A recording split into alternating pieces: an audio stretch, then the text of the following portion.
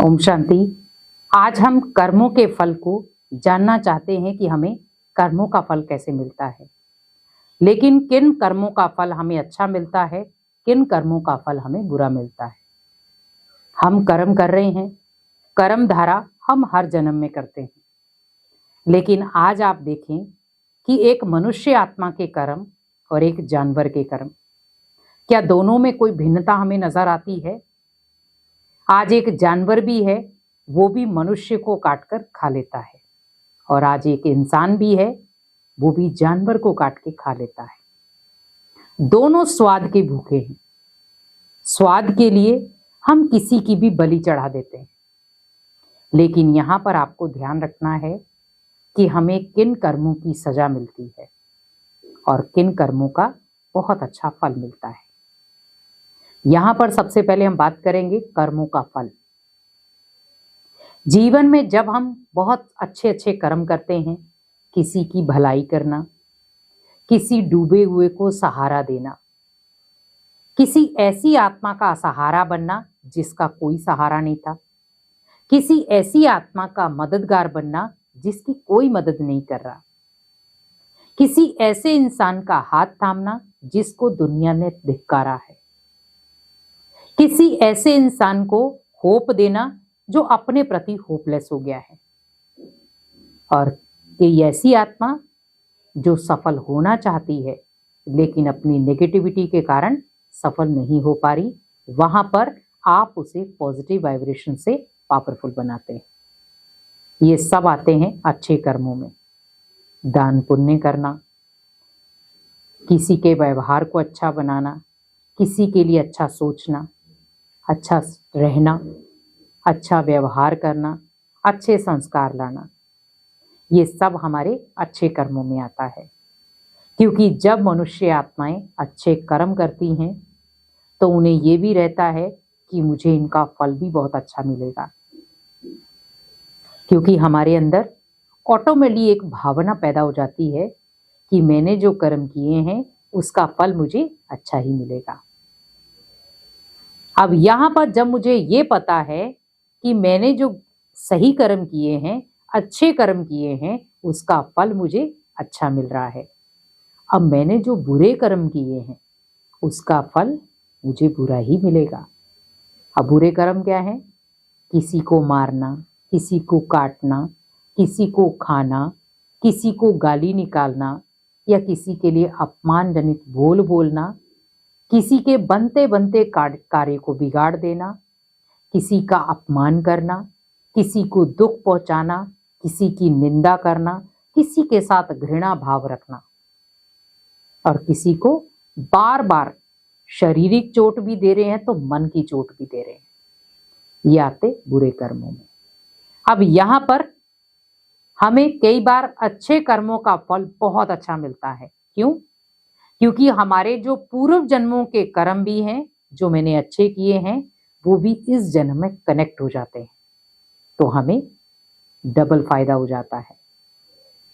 हम डबल अधिकारी बन जाते हैं, हमारी तकदीर डबल बन जाती है। जहां पर हमने कोई कामना ऐसी रखी भी नहीं थी, हमारी वो भी मनोकामनाएं पूर्ण होना शुरू हो जाती हैं। क्यों? क्योंकि अच्छे कर्म डबल रीति से आए, जो मेरे पूर्व जन्मों में भी पेंडिंग थे और इस जन्म में भी मैं अच्छे ही कर रहा हूं। तो इससे क्या होगा? तकदीर का दरवाजा आपका फुल तरीके से खुल जाता है। अब यहां पर वही दूसरे हैं बुरे कर्म। तो जो पेंडिंग में पूर्व जन्मों के बुरे कर्म भी होंगे, वो जब इस जन्म के बुरे कर्मों के साथ कनेक्ट होते हैं तो वो हमें पापी बना देते हैं। वो हमें ऐसा इंसान बना देते हैं जिससे ना तो कोई प्यार करता है, ना कोई उसके साथ कोई अपनापन निभाना चाहता है। हमेशा उसे अकेला रखेंगे, क्योंकि व्यक्ति आज इतने इतने बुरे कर्म कर रहा है कि उसे ये भी पछतावा नहीं हो रहा कि मैं बुरे कर्म कर क्यों रहा हूं। आज घर के मेंबर अगर तड़प रहे हैं तो तड़पने दे, लेकिन वो बुरे कर्म करना नहीं छोड़ रहा। घर के मेंबर अगर उसे बुराई के रास्ते पर जाने से रोकते हैं तो वो उन्हीं को पीछे कर देता है। अगर कोई व्यक्ति उसे बुरे रास्ते पर जाने के लिए मना करता है तो वो 4 गुना और जाता है। जीवन किसका खराब हो रहा है? उन आत्माओं का नहीं हो रहा जो आपको रोक रही हैं, आपका हो रहा है। और वहां पर हम सबसे ज्यादा कह किसको रहे हैं, सुना किसको रहे हैं? भगवान को। भगवान तेरे लिए मैंने ये किया, तेरे लिए भक्ति कर रहा था, तेरे लिए ज्ञान उठा रहा था, तेरे लिए ये किया मैंने, तेरे लिए इतने जप तप किए, आपने मेरे लिए क्या किया? और ये शब्द बहुत सारे बच्चे आजकल पेरेंट्स को बोलते हैं, आपने मेरे लिए किया क्या है? आप एक बार अपने माता पिता की डिग्री पर खड़े होकर देखना, उन्होंने वो किया है जो शायद आप इस जन्म में उनके लिए ना कर पाओ। माता पिता कैसे भी हैं, लेकिन बच्चे के मुख से जब ये शब्द निकलता है, आपने मेरे लिए किया ही क्या है, आप ये सोच लें कि वो माता पिता उस समय उस बात को सुनने के बाद अपने जीवन को कैसा रखते होंगे, किस तरीके से देखते होंगे कि मैं अपने बच्चों को शायद कुछ दे नहीं पाया। माता पिता ने सब कुछ दिया, लेकिन उस बच्चे ने सही संस्कार नहीं ले पाया, क्योंकि आज बच्चे कमाने में इतना बिजी हो गए कि उन्हें यही पता नहीं चल रहा माता पिता से बात कैसे करनी है, माता पिता के साथ उठना बैठना कैसे है। हर मर्यादा टूट रही है, क्योंकि मर्यादा भंग करने वाला क्या है? पोजीशन, धन, और धन के साथ अहंकार। क्योंकि आप ये सोचिए कि आपको उस धन कमाने लायक माता पिता नहीं बनाया है, क्योंकि आप 10-12 साल के तो कमाने गए नहीं। आप अगर कमा भी रहे हैं तो माता पिता ने अपने ऊपर तो वो खर्च किया नहीं। अगर बाई चांस आपने कुछ माता पिता के ऊपर लगा भी दिया होगा, तो आप ये सोचिए कि आपने उन आत्माओं के साथ कोई ना कोई पूर्व जन्मों में कुछ लेन देन बचा हुआ था जो आप दे रहे हैं उनका। लेकिन कभी ये शब्द यूज ना करें कि आपने मेरे लिए किया क्या है, क्योंकि जब बच्चा छोटी उम्र में कमाना शुरू कर देता है और वो सोचता है कि मैंने अपनी कमाई से ही सब कुछ हासिल किया है, पहली बात वो रॉन्ग है।